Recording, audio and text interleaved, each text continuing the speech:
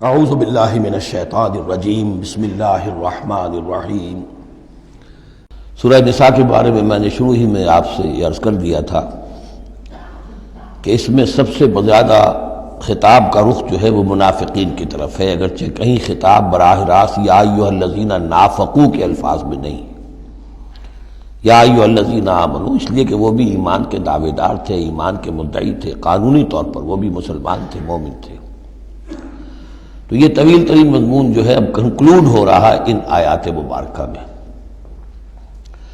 ان المنافقین یخادعون اللہ، یقیناً منافق کوشش کر رہے ہیں اللہ کو دھوکہ دینے کی۔ یہ سورہ بقرہ کے دوسرے رکوع میں بھی آیت آئی تھی، میں نے عرض کیا تھا کہ مخادعہ باب مفاعلہ میں کسی شے کی کوشش ہوتی ہے، اس لیے کہ سامنے مقابلہ ہوتا ہے اور پتہ نہیں ہوتا کون جیتے گا کون ہارے گا، لیکن یہاں اللہ کی طرف سے وَهُوَ خَادِعُهُمْ، اور یہ خادع جو ہے یہ ثلاثی مجرد سے اس میں فاعل ہے، اور یہ آتا ہے نہایت زوردار تاکید کے لیے، اللہ ان کو دھوکہ دے کر رہے گا، یعنی یہ کہ اللہ نے ان کو جو ڈھیل دی ہوئی ہے وہ سمجھ رہے کہ ہم کامیاب ہو رہے ہیں، ہمارے اوپر ابھی تک کوئی آنچ نہیں آئی، کوئی پکڑ نہیں ہوئی، کوئی گرفت نہیں ہوئی، ہم دونوں طرف سے بچے ہوئے ہیں۔ اس حوالے سے وہ اپنی اس ڈھیل کی وجہ سے بڑھتے چلے جا رہے ہیں، بڑھتے چلے جا رہے ہیں، بڑھتے چلے جا رہے ہیں، اور یہی در حقیقت اللہ کی طرف سے گویا کہ ان کو دھوکہ ہے جو دیا جا رہا ہے کہ وہ سمجھ رہے ہیں کہ ہم کامیاب ہیں۔ وَإِذَا قَامُوا إِلَى الصَّلَاةِ قَامُوا كُسَالَىٰ، اور جب وہ کھڑے ہوتے ہیں نماز کے لیے، یہ نماز کی طرف، تو کھڑے ہوتے ہیں بڑے کسل مندی کے ساتھ۔ یہاں ذرا نوٹ کر لیجئے کہ قامہ جو ہے، قامہ یقوم، یہ آتا ہے کھڑے ہونے کے لیے، قائم اس سے اس میں فاعل ہے، لیکن جیسے انگریزی زبان میں آپ کو معلوم ہے کہ ورب کے بعد پریپوزیشنز کی تبدیلی سے بڑے بڑے مفہوم بدل جاتے ہیں۔ انگریزی میں ٹو گیو ایک خاص مصدر ہے، ٹو گیو اپ، اب زمین و آسمان کا فرق ہو گیا، ٹو گیو ان بالکل ہی الٹی بات ہو گئی۔ عربی میں اتنا فرق نہیں ہوتا، لیکن پھر بھی ظاہر بات ہے کہ جو پریپوزیشنز چینج ہوتی ہیں تو فرق پڑتا ہے، اسی لیے میں نے کہا تھا قام اعلی الرجال قوامون علی النساء، اس میں حاکم ہونا، سربراہ ہونا، کسی کے حکم کا نافذ ہونا۔ قام الی کسی شے کے لیے کھڑے ہونا، کسی شے کی طرف کھڑے ہونا، کوئی کام کرنے کا ارادہ کرنا۔ وَإِذَا قَامُوا إِلَى الصَّلَاةِ قَامُوا كُسَالَىٰ، جب کھڑے ہوتے ہیں نماز کی طرف تو صاف نظر آ جاتا ہے کہ طبیعت میں بشاشت نہیں ہے، طبیعت میں آمادگی نہیں ہے، مجبوراً چونکہ اپنے آپ کو مسلمان ظاہر کرنا ہے لہذا کھڑے ہو رہے ہیں۔ قام بے ہم نے پڑھا تھا، قوامین بالقسط، قائمم بالقسط اللہ کی شان ہے، کسی شے کو قائم کرنا۔ تو اس طریقے سے یہ جو الفاظ ہوتے ہیں ان کے ساتھ پریپوزیشنز کی چینج سے، یہ ہمارے ہاں عربی میں اس کو جو حروف جار کہتے ہیں، ان کے اضافے سے بہت اضافی معنی پیدا ہو جاتے ہیں۔ یراؤن الناس ولا یذکرون اللہ الا قلیلا، وہ لوگوں کو صرف دکھانے کے لیے کھڑے ہوتے ہیں، اور حقیقت میں جو ذکر الہی جو نماز کا اصل مقصد ہے، اقیم الصلاۃ علی ذکری، وہ انہیں نہیں حاصل ہوتا مگر بہت تھوڑا سا، کسی وقت کوئی واقعتاً اس بے دھیانی میں بھی ہو سکتا ہے کوئی آیت جو ہے وہ بجلی کے کڑکے کی طرح کڑک کر اور ان کے شعور کے اوپر کچھ نہ کچھ اثرات پیدا کر دے، الا قلیلا، بہت ہی شاذ۔ مذبذبین بین ذالک، یہ اس کے مابین مذبذب ہو کر رہ گئے ہیں، کفر کی طرف یا ایمان کی طرف، یکسو نہیں ہو رہے، اس لیے بار بار حضرت ابراہیم کے ساتھ اور حضرت ابراہیم کے تذکرے کے ساتھ حنیف کا لفظ آتا ہے، یکسو ہو جاؤ۔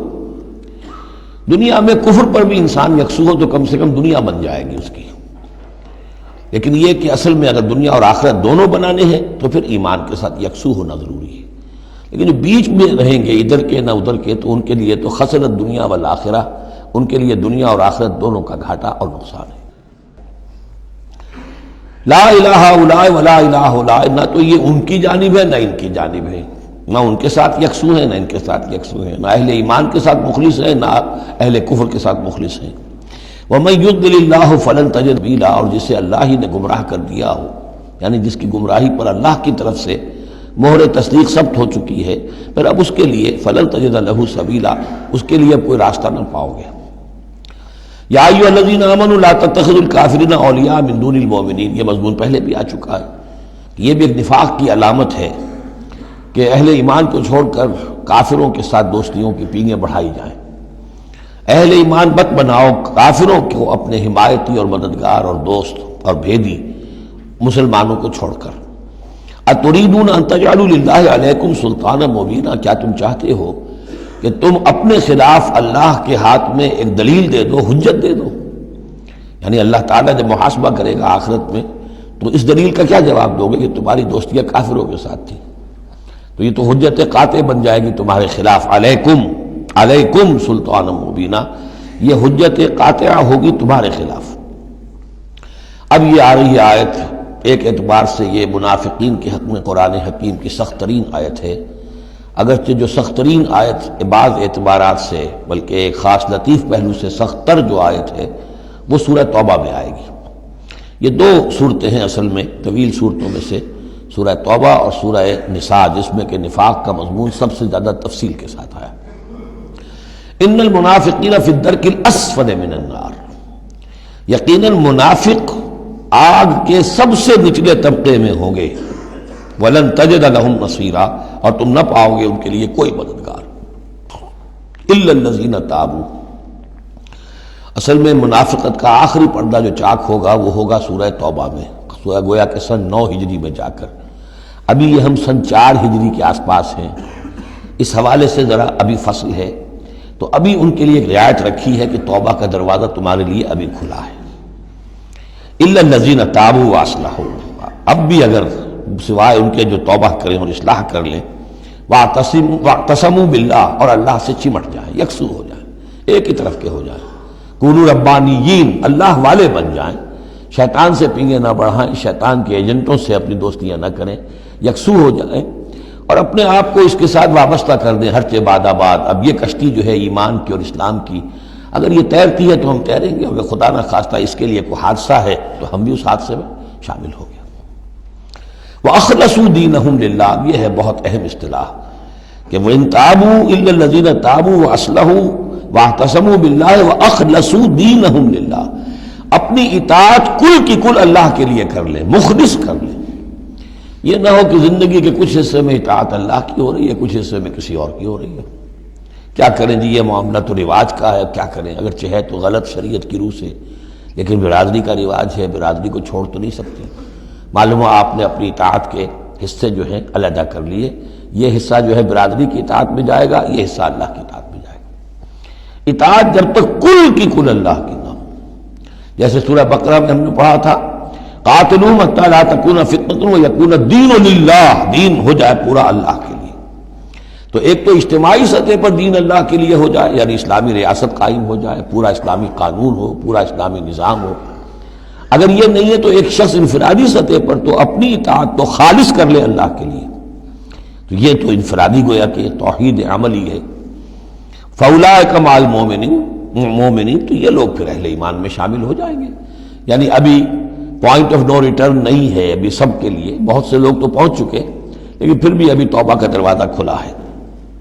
وَسَوْفَ يُؤْتِ اللَّهُ الْمُؤْمِنِينَ أَجْرًا عَظِيمًا، اور جہاں تک مومنین کا تعلق ہے تو اللہ تعالیٰ اہل ایمان کو تو ان قریب بہت بڑا اجر عطا فرمائے گا۔ اب یہ اپیل کے انداز میں بھی آخری بات ہے، مَا يَفْعَلُ اللَّهُ بِعَذَابِكُمْ، سوچو اے منافقو، اللہ تمہیں عذاب دے کر کیا لے گا؟ اللہ کو سیڈسٹ ہستی نہیں ہے معاذ اللہ کہ اسے لوگوں کو دکھ پہنچا کر خوشی ہوتی ہو۔ ایسے پرورٹڈ انسان ہوتے ہیں، ان کی شخصیتیں مست ہو چکی ہوتی ہیں، جو دوسروں کو تکلیف میں دیکھتے ہیں تو خوش ہوتے ہیں، دوسروں کو تکلیف پہنچا کر، کوفت پہنچا کر انہیں کچھ راحت حاصل ہوتی ہے۔ تو اللہ معاذ اللہ ایسا نہیں ہے۔ ما یفعل اللہ بعذابکم، اللہ کیا لے گا تم سے، تمہیں عذاب دے کر، ان شکرتم وآمنتم، اگر تم شکر کی روش اختیار کرو، ایمان کی روش اختیار کرو۔ وکان اللہ شاکرا علیما، اللہ تو بہت ہی قدردانی فرمانے والا ہے، قدر افزائی فرماتا ہے۔ جو بندہ اس کے لیے کوئی کام کرے، محنت کرے، اللہ تعالیٰ اس کی قدر فرماتا ہے، اور جو بھی وہ کچھ کرتا ہے اس کے علم میں ہوتا ہے۔ کوئی شے ایسی نہیں ہے کہ جو ان اکاؤنٹڈ رہ جائے گی کہ میں نے یہ بھی کیا تھا اللہ کے لیے لیکن اس کا اجر مجھے نہیں ملا۔ صدق اللہ العظیم۔